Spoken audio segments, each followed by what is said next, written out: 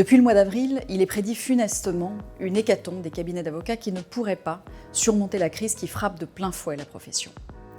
Les mesures d'urgence prises par le barreau de Paris sont salutaires, mais cette crise sans précédent impose des réformes structurelles en profondeur. À ce titre, avec Vincent, nous proposons en premier lieu de renforcer les moyens humains et financiers du barreau entrepreneurial. Nous préconisons également de mieux orienter nos jeunes confrères en identifiant les marchés de croissance et les marchés de niche, en détectant les typologies de structures d'exercice qui privilégient le développement de l'activité. Nous souhaitons également renforcer les possibilités de rapprochement entre avocats qui sont souvent trop isolés et nous souhaitons réunir tous les talents du barreau de Paris au sein d'une commission prospective et innovation, car il faut préparer l'avenir et anticiper les futures évolutions de notre profession. Nous proposons également d'aider les avocats à développer leurs activités par la fin de l'interdiction du pacte de quota litis qui est un frein,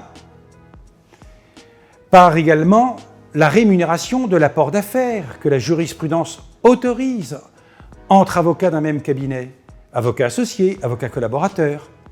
Nous proposons également d'identifier les marchés de niche qui permettent un développement au plan national, au plan international. Mais nous proposons aussi d'accompagner les avocats dans le règlement de leurs difficultés. Nous proposons de renforcer les moyens économiques et financiers du service économique et social de l'ordre par l'utilisation d'une fraction des réserves des capitaux propres de l'ordre et de la CARPA pour préserver les forces vives des cabinets en cette période de crise grave qu'il faut surmonter. Nous proposons également de développer le caractère universel et obligatoire de l'assurance perte collaboration sans augmentation des cotisations. Sans augmentation des cotisations, car ce contrat d'assurance est un amortisseur social dont les avocats ont bien besoin. Nous proposons aussi d'accélérer la procédure de taxation des honoraires dans les suggestions du rapport Perben, l'exécution provisoire des décisions du bâtonnier et l'accélération du processus procédural, bien évidemment.